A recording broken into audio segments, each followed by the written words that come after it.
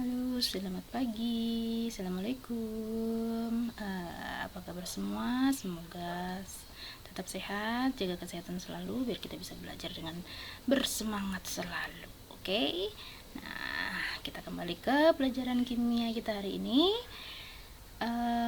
Masih bab yang sama, yaitu sifat koligatif larutan.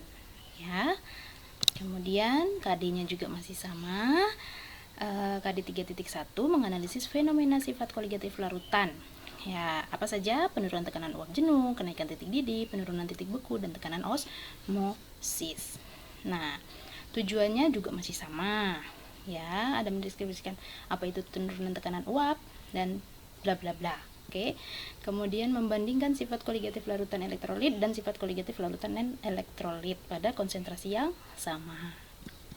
Oke, yang berikut indikator yang harus dicapai pada hari ini, ya, pada pertemuan kali ini, yaitu yang pertama, atau ini Bu Guru lanjut dari yang kemarin ya, dia masuk indikator yang ketiga, menjelaskan pengaruh zat terlarut yang sukar menguap terhadap tekanan uap pelarut. Jadi hari ini kita masuk di tekanan uap atau penurunan tekanan uap. Oke, yang berikut menjelaskan hubungan penurunan tekanan uap dengan fraksi mol zat terlarut. Ini nanti kita jadi satu. Ya, oke. Langsung saja.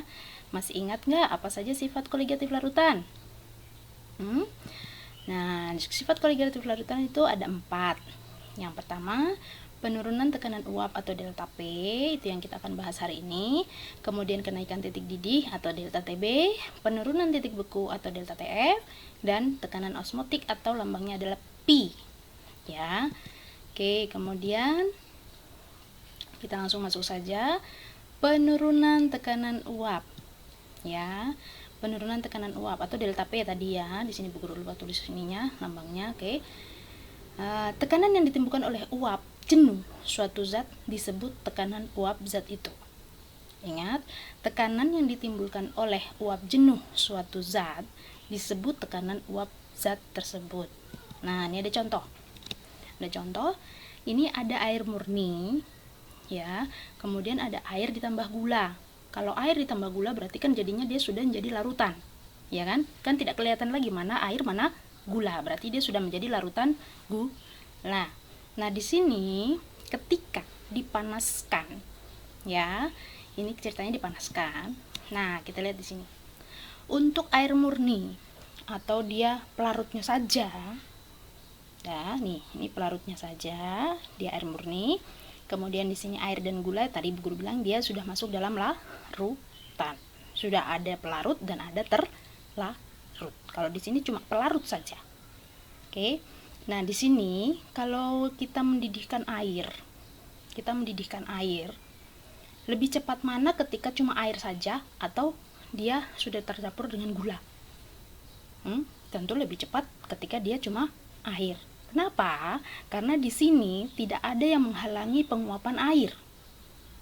Ya, jadi dia pasti lebih cepat. Sedangkan di larutan gula, penguapannya itu dia terhambat. Terhambat sama siapa? Sama butiran-butiran gula atau partikel. Tidak kelihatan lagi butirannya, sorry. Dia partikelnya menghambat penguapan air. Nah, di sini ada siapa? Raoult itu seorang ahli kimia, dia menemukan bahwa tekanan uap suatu komponen bergantung pada fraksi mol. Nah, ini yang kita akan pakai. Jadi fraksi mol ini kita pakai untuk menentukan penurunan tekanan uap atau mencari tekanan-tekanan uap. Oke. Jadi fraksi mol, ingat yang kemarin, nanti Bu Guru kasih lagi rumusnya, Bu Guru ingatkan kembali. Nah, kemudian dia mengatakan bahwa selisih antara tekanan uap pelarut dengan tekanan uap larutan, jadi selisih dari pelarut murni dengan larutan, ya, itu disebut dengan penurunan tekanan uap. Oke, jadi inilah dia penurunan tekanan uap. Nah, itu selisih dari tekanan uap pelarut dengan tekanan uap larutan. Oke, kita lanjut. Nah, jika zat terlarut sukar menguap, maka nilai delta P berarti dikaitkan dengan fraksi mol terlarut. ya, fraksi mol terlarut. Nah, kita lihat di sini. Kalau di sini pelarutnya, di sini dibilang tadi ada pelarut, ada larutan. Nah, misalkan kita di sini simbolkan untuk tekanan uap pelarut murni, kita simbolkan P0. Ya, P0. Sedangkan untuk tekanan uap larutan, dia adalah P. Sudah? Oke, tadi yang kita jelaskan bahwa kalau dia hanya pelarut, berarti dia penguapannya cepat. Artinya apa? Penguapannya pasti lebih besar daripada penguapan pada larutan. Nah, P0 lebih besar dari P, ya kan? Nah, sehingga delta P-nya itu adalah P0 dikurang P. Kan selisih tadi. Ya toh? Jadi selisihnya adalah P0 atau tekanan uap larutan murni ini, kemudian pelarut murni dikurangi dengan P, tekanan uap larutan. Sudah? Oke. Kemudian di sini kita masuk di persamaan-persamaan yang akan kita pakai nanti. Nah, P sama dengan XP kali P0. X pelarut dikali P0. Nah, kemudian, tadi delta P itu adalah, kita ulang sebentar ya. Ini, delta P itu adalah P0 kurang P. Berarti kita masukkan di situ persamaannya. Nah, jadi ini pelarut, tekanan uap pelarut itu sebanding dengan fraksi mol pelarut dikali tekanan uap pelarut murni. Ya. Kemudian tadi dari rumus tadi kita bisa lihat berarti delta P sama dengan P0 dikurang P kan, berarti masukkan ini P nya, jadi XP dikali P0. Nah, kemudian ingat kemarin XP tambah XT itu sama dengan 1, ya kan? Nah, jadi XT nya berarti 1 dikurang XP. Sudah? Nah, di sini ada. Lihat. Ya, ini P-nya tadi kita keluarkan ya. Kita keluarkan jadi P0 dikali 1 min XP. Kan P-nya sama ini, P0 kita keluarkan, berarti dia jadi 1 min XP. Nah, lihat di sini. Ini ada XT dari persamaan ini. XT 1 dikurang XP. Berarti bisa kita tulis delta P sama dengan P0 dikali dengan 1 min XP ini kan, XT. Nah, dia jadi dikali XT. Nah, itu yang sesuai pernyataan tadi bahwa delta P itu dilihat dari tekanan uap pelarut murni dan fraksi mol zat terlarut. Ya, ini keterangannya sudah ada. Delta P itu apa? Penurunan tekanan uap dan seterusnya. Ya kan? Sudah. Kemudian untuk satuan delta P atau P ada tergantung soal sih, ada yang cm Hg, ada yang mm Hg, ada yang torr, atau mungkin satuan-satuan tekanan yang lain ada ya, jadi tergantung soalnya, nanti dilihat soalnya baik-baik. Kemudian ini hanya mengingatkan kemarin untuk mencari fraksi mol pelarut dan fraksi mol terlarut, karena ini nanti pasti kita akan pakai, karena di sini kan dipakai, ya kan? Nah, sudah, kita lanjut ke contoh soal. Ini sudah muncul. Oke, contoh soalnya. Yang pertama, ada 2 Bu Guru kasih contoh soal di sini ya. Nah, nih, misalnya ada tekanan uap air pada suhu 25 derajat Celcius adalah 25 torr. Sebenarnya suhu di sini enggak dilihat sih untuk nanti penyelesaian, tidak. Ya. Kemudian di sini yang ditanya, lihat ya, tekanan uap air pada suhu 25 derajat Celcius adalah 25 torr. Nah, yang ditanya adalah berapakah tekanan uap larutan? Berarti apa yang ditanya? P. Ya kan? Pada 25 derajat Celcius atau pada suhu tersebut yang dibuat dengan melarutkan 0,5 mol sukrosa dalam 12 mol air. Nah, ini molnya sudah ada. Kemudian B, tentukan penurunan tekanan uapnya, atau yang dicari nanti adalah delta P. Oke, kita lihat penyelesaiannya. Yang diketahui dulu pertama ada P0 atau apa? Tekanan uap air. ya kan? P0 25 torr. Kemudian apalagi? Mol sukrosa, ini ada 0,5 mol. Kemudian ada mol air 12 mol. Nah, sudah? Ada lagi kan? Nah, yang ditanya A. Yang ditanya adalah tekanan uap larutan. Berarti dia P. Kemudian B, tentukan penurunan tekanan uapnya. Berarti delta P. Oke, jawab. Yang A dulu, tekanan uap larutan.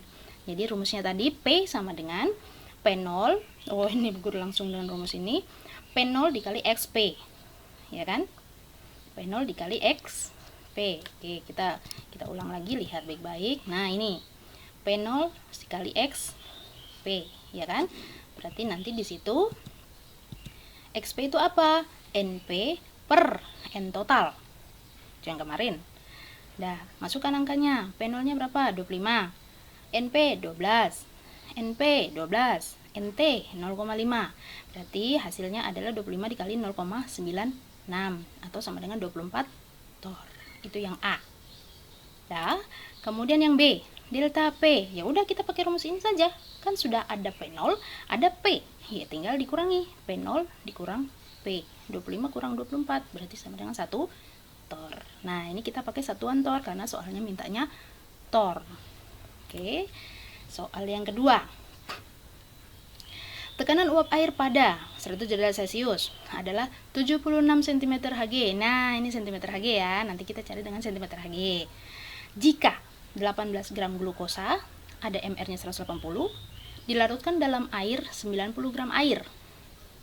Ya, MR-nya air 18. Ada. Maka pada suhu tersebut tekanan uap larutannya adalah berapa? Berarti yang ditanya apa? P. Ya kan? Tekanan uap larutan. Nah, kita lihat di sini penyelesaiannya. Diketahui P0-nya tadi 76, ya kan? Tekanan uap air. Kemudian gram glukosa. Glukosa mana nih? Ini 18 gram. Kemudian MR glukosa ada 180. Siapakah glukosa ini? Glukosa ini berarti dia sebagai zat terlarut. Iya kan? Nah, pelarutnya siapa? Air. Oke, dapatlah di situ ada gramnya air 90 gram, kemudian MR air 18. Yang ditanya apa? P. Siapa itu P? Tekanan uap larutan. Ya. Berarti di sini kita cari dulu molnya masing-masing. Kan molnya belum ada. Ya toh? Nah, molnya atau N. Mol terlarut. Terlarutnya siapa? Glukosa. Berarti kita pakai gramnya glukosa per MR. Ingat rumus mol pada pertemuan sebelumnya ada. Ya. Jadi 18 per 180 sama dengan 0,1 mol. Kemudian untuk N pelarut atau air 90 per 18 sama dengan 5 mol. Oke. Dengan begitu kita bisa dapat P sama dengan XP dikali P0. Ya kan? XP-nya mana? Ini NP per NP tambah NT atau mol total. Molnya pelarut berapa? 5. Ini kan sudah dapat 5 per 5 tambah 0,1. Dikali berapa P0-nya? 76. Ya, berarti dapatnya adalah 74,48 cm Hg. Oke, nanti bisa diulang lagi, boleh, untuk lebih jelasnya. Kemudian yang berikut, nah ini soal latihan. Oke, soal latihan di sini nanti dibaca baik-baik. Ini suhu ada, kemudian ini ada tekanan uap airnya sudah ada. Ya, kita pakai yang ada di sini saja satuannya milimeter Hg ya. Oke, di sini ada gram air juga sudah ada gram kita pakai urea sudah ada, MR urea sudah ada, MR air pun sudah ada. Ya, yang ditanya A dan B. Silahkan dicoba. Ya, jangan lupa nanti dikumpulkan. Sip. Oke, selamat belajar, tetap semangat, sehat selalu. Assalamualaikum warahmatullahi wabarakatuh. Selamat pagi.